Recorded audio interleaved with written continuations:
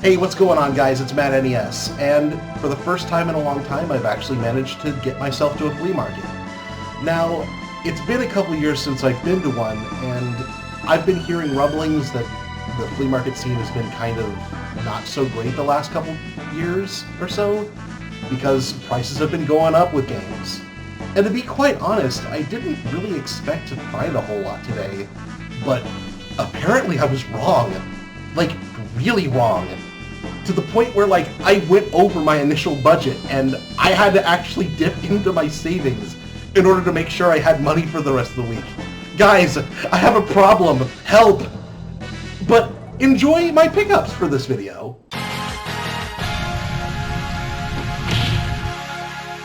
So first up, I did actually manage to find a couple NES games for a decent price. Shocking, I know. First up, we have Spy Hunter. This is actually a game I already own, but the label on it's actually trashed pretty badly. So this is actually a nice and crispy label. The back label is pretty much intact, and the top and side, like, they all look pretty good. So yeah, next up is another game that I've actually been looking for a little bit, and this is the first time I've ever actually seen it, like, even in a store in the wild ever, is Tiny Toon Adventures. It's a game by Konami. You know, just a basic, platformer, kind of like a Mario 3 clone, but I don't know, this game's always looked fun to me. I've seen it in game magazines, and I've seen it being played over at friends' houses before, and I never got a chance to play it or own it ever. So I did also manage to pick up a Game Boy game, Space Invaders, for the Game Boy. I primarily picked this up because I heard about some really cool interactions that it has when you put it into a Super Game Boy. But if you guys notice, like, right here, it's got a giant gash in it. That's because I discovered, after I bought it, that it had a sticker over the front of the label right here. That's already kind of, like, bad form, putting a sticker over the label, because you can ruin it. Luckily, I managed to get it off without ruining anything, but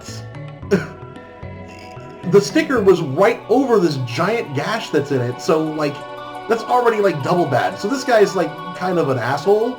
So, I didn't get his name, but if I ever see this guy again, I will definitely not be buying stuff from him ever again. So next up, we have a variety of PS1, Wii, and PS2 games. First up, we have Spyro the Dragon. I did pay a little bit of money for this, but it was such a clean copy. I've been trying to get into this series for a little bit because I've heard a lot of people say that this is one of their favorite 3D collectathons, and I do love the genre. I wanted to get all the games in the series, so, I dropped about 20 bucks on this. It's not too bad. It's a really clean copy. So yeah, Spyro the Dragon. Next up, from the same vendor, we got Zone of the Enders. I already have the sequel to this game. I played this game back in the day, and I primarily bought this game because it had a demo for Metal Gear Solid 2, Hey, I bought this demo for Metal Gear Solid 2 and it came with a free game. But yeah, this is a pretty cool game, giant robots fighting with each other. The guy who did Evangelion designed the robots, and they look pretty cool. It's got kind of cringy dialogue, but, it's still a good game. Next up, we have a really super duper clean copy of Xenosaga Episode 1. I was surprised to find it, A, in this good a condition, especially at a dusty-ass flea market, and B, that they were only charging like $6 for it. Yeah, but I finally got a copy of Xenosaga. I played a little bit of this back, I think I rented it from back in the day, but I didn't really give it much of a chance, so I want to get all 3 games and play through it at some point. Next up, we got Starfox Adventures. We got that label right here, this price label. I'm going to be getting that off pretty soon. But this is a game that I'm not a huge fan of, but, it's still a game in the Star Fox franchise. It's also a Rareware game. It's supposed to be like an Ocarina of Time clone, but from what I understand, not a very good one. But, it's been several years since this game's been released. Everyone got their, oh, not a Star Fox game, arguments out of their system, but I thought I'd just have it just to complete the collection. Who knows, maybe it's not as bad of a game as I have heard. Next up we have Bust-A-Move Bash. With a name like that, and with it being on the Wii, I originally thought, oh no, it's gonna be Bust-A-Move, but with like motion-controlled nonsense. But apparently we read the back of the box. It is just classic Bust-A-Move, but apparently it has like an 8-player mode, which is kind of bizarre to think about, but hey man, 8-player Bust-A-Move, like I could think of a worse thing that you could do at a get-together, I guess. But, you know, it's still Bust-A-Move. I still like the game series quite a bit, you know. I like to have one on every system that has it, at least, so there you go. Next up we have Namco Museum Mega Mix. 24 classic Namco games all in one bundle. I was originally wanting to collect the PS1 Namco Museums Volume 1 through 5, but man, like those games are like weirdly hard to find, and they're also really expensive. They're also strangely hard to find them with the Black Label, which is the way I'd want to own them. So when I found this game for only $4, and it literally has all the games on it that I would want, I just thought, like, screw it. It's only $4, and I just want to play these games.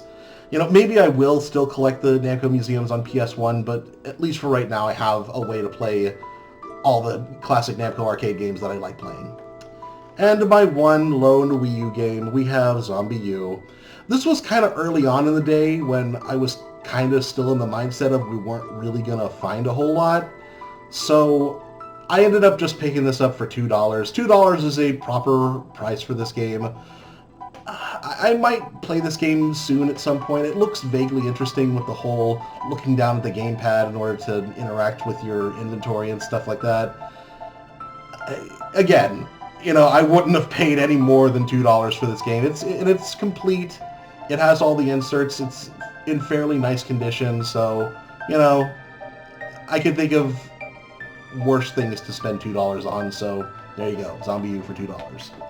Oh my god, you guys, but I think I might have the best item that I found at the flea market.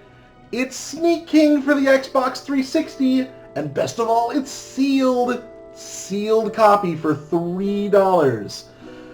I know this game is like shits for the birds, but I think this is the funniest fucking concept for a game ever. You're the Burger King, and you Metal Gear Solid style, like, sneak around and deliver food to people. Like, I don't think I'll ever actually play this game. I don't even own an Xbox 360, but, like, I knew I had to have this shit when I found it. I'm just gonna keep it with all my other boxed and sealed games, because truly, this is a treasure worth keeping. Oh, but we're not done yet, boys and girls. We still got a couple more items, and these are the items that had me go over budget. I got some Amiibo, and they're the brand new ones that just came out, and they had Ken and Young Link. I had to own these. Like, I had to. I've been desperately wanting these as soon as they were announced.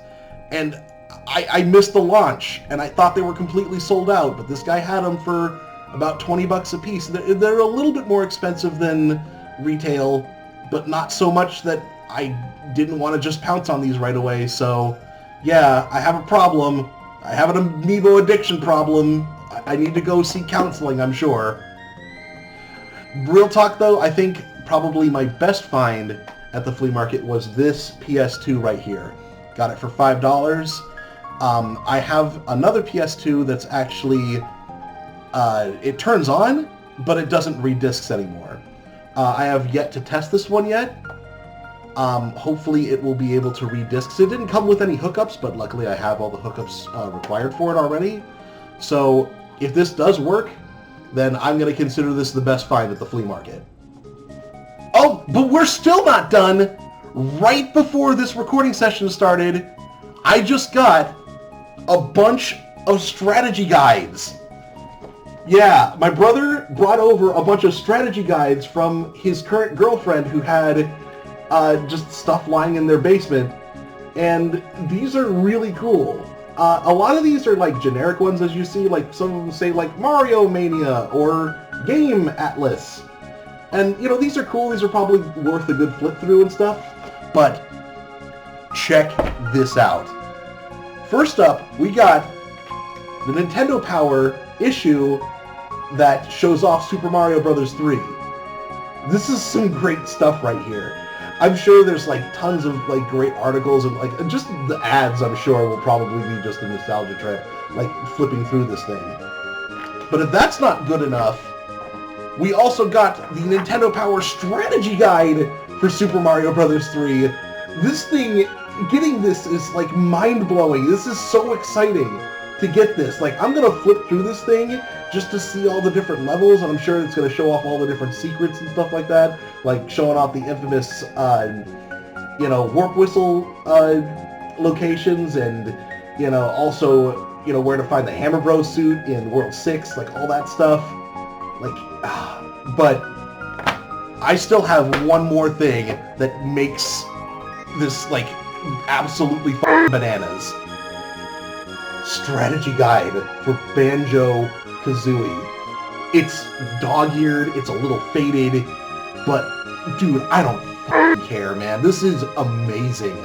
When I got this today, like, I lost my shit. Like, this is oh my god, I love video games. I love collecting. Getting stuff like this randomly is why I collect, is why I still love doing this hobby so much. But anyways, guys, that's all I got for you today. Holy crap, what a haul. What an amazing last couple days. I'm going to have more for you guys in the future. I'll see you next time.